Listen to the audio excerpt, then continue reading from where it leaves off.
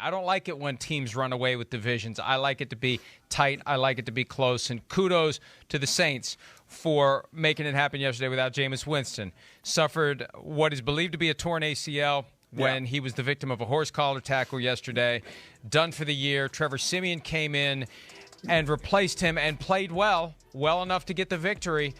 But, there are going to be questions about what they do going forward, and this is why that Roy Williams rule was put in place. Oh, you see the knee? I mean, it's obvious there's a serious condition there from the moment it happens. And, again, the belief is it's a torn ACL. Taysom Hill, I'm told, is going to be back next week, or at least he's expected to be back. He missed 3 total weeks, 2 games, because they had the bye in between with a concussion.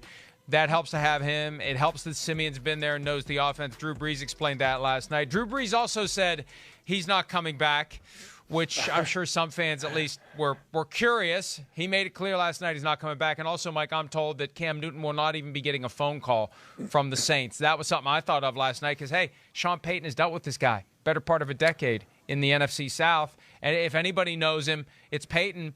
And I said last night on Football Night in America, we'll find out whether or not Payton thinks he can help pretty quickly because he's either going to call him or he's not. And I'm told he's not.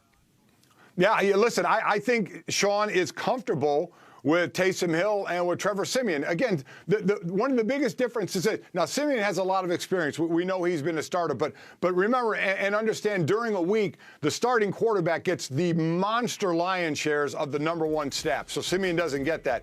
So really out of the 3 backups we're talking about, like Mike White with the Jets, he got all the 1 snaps. Cooper Rush was getting the 1 snaps in practice for Dallas all week as well. Siemian wasn't, but he also had the most experience out of the backups that went in this week, so he could hit the ground running a little faster. And you have Taysom Hill sitting there as well, who Sean Payton loves, and so you have the 2 of them. So I think between the 2 of them, Sean Payton is going to be very comfortable. Now we'll see if practical application on the field pans out and you're getting the production out of those 2. But I'm not surprised Sean is not looking elsewhere right now since he has these 2 guys in the quarterback room right now, knowing the offense. Siemian is a smart player, and we'll see when Hill is back, as you mentioned, maybe this week, but how they rotate the plays. Whoever is going to be named the starter has got to get all those number 1 snaps and be prepared. That'll be the biggest difference because Jameis got all of those, and Jameis is going to be done.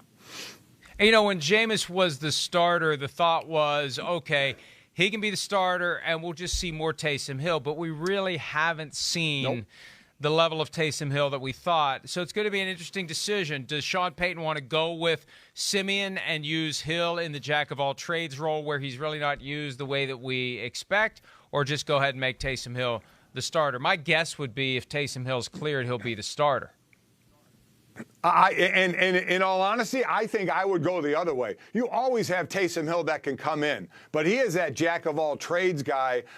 So to make him just the pure quarterback, if it all depends on the trust of Trevor Siemian and what Sean Payton has, and that's something we don't know. We don't see Trevor in practice. We don't know that relationship. We do know he has some starting experience, but I was always be one that would go kind of that route. Keep Taysom Hill in his role, and if you need to put him at quarterback, so be it. But we know Sean loves Taysom Hill, so I'm not sure which way he would go here. Me personally, I would lead to Trevor Siemian. It'd be interesting to see how they work it out. They have the Falcons this weekend, and they're building something. They were so inconsistent early on, win one, lose one, win one, lose one. Then out of their bye week, they've won 2 in a row.